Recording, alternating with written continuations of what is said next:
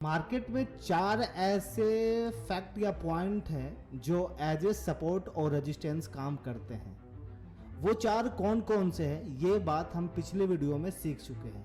एक बार मैं रिपीट कर देता हूं। वो चार पॉइंट है, सबसे पहला स्ट्रेट लाइन, दूसरा ट्रेंड लाइन, तीसरा राउंड नंबर और चौथा EMA 20। इस वीडियो में हम ये देखने वाले हैं कि straight line as a support या रेजिस्टेंस काम कर रही है तो इसके पीछे का लॉजिक क्या है। क्योंकि जब तक हम लॉजिक नहीं समझ पाएंगे उस पे हम जो है ट्रेड प्लान नहीं कर सकते हैं। तो इस वीडियो में हम ये देखने वाले हैं कि कोई भी स्ट्रेट लाइन जो एज ए सपोर्ट और रेजिस्टेंस काम करती है तो उसके पीछे का लॉजिक क्या है। बात समझ में आ रही है?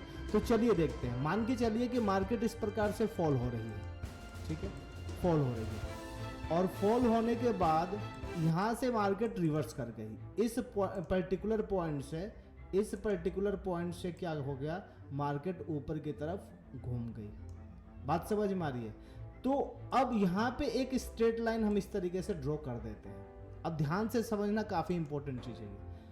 अब यहां से, अब समझो, आप खुद समझो कि मार्केट यहां से नीचे गिर रही थी और यहां से ऊपर चली गई। इसका मतलब ये हुआ कि इस एरिया में पर्टिकुलर बायर बहुत ही ज्यादा एक्टिव हो गए हैं। तो अब ये पॉसिबिलिटी ये है कि यदि मार्केट यहां पे दोबारा आएगी तो मार्केट एक बार फिर से ऊपर जा सकती है।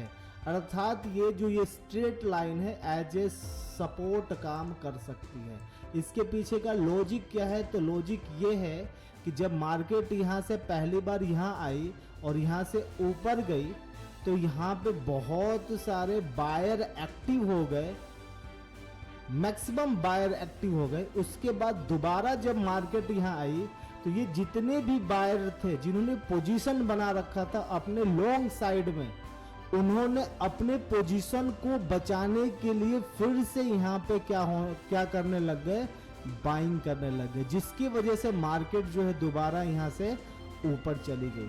तो यही रीजन है कि ये straight line as a support काम करना शुरू कर दी।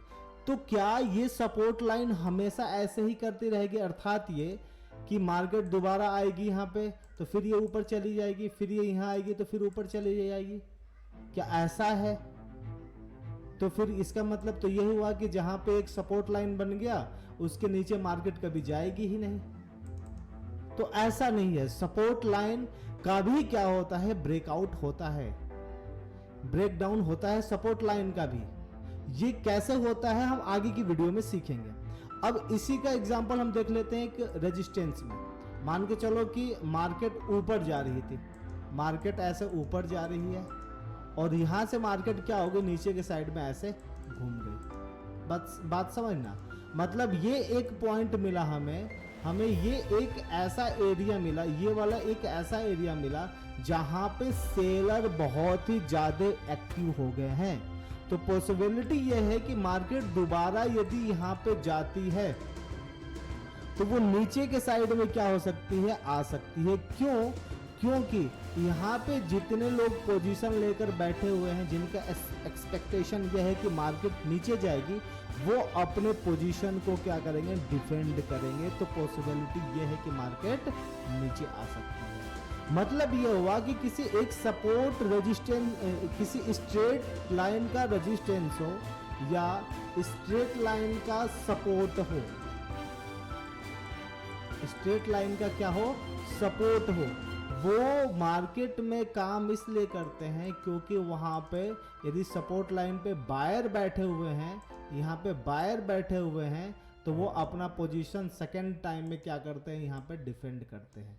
और यदि रेजिस्टेंस लाइन पे, यदि यहाँ पे रेजिस्टेंस लाइन पे यहाँ पे सेलर बैठे हुए हैं तो सेकेंड टाइम में वो अपने पोजीशन को क्या करते हैं, सेव करते हैं। इस वजह से ये जो है काम करती है सपोर्ट लाइन और एज ए रेजिस्टेंस काम करती है स्ट्रेट लाइन। अब हम आगे की वीडियो में ये देखेंगे कि जब कोई सपोर्ट लाइन ब्रेक होता है नीचे साइड में, सपोर्ट लाइन ब्रेक होता है नीचे साइड में या स्ट्रेट लाइन ब्रेक होता है नीचे साइड में, तो इस पे हम ट्रेड प्लान कैसे करेंगे। और कौन सा परफेक्ट ब्रेकआउट या ब्रेकडाउन होगा, कौन सा फेक ब्रेकआउट और ब्रेकडाउन नहीं होगा, इसको कैसे आइडेंटिफाई करेंगे। तो ये आपको जानना है, सीखना है, तो जुड़े रहिए आप हमारे G2M ट्रेडिंग ग्रुप से।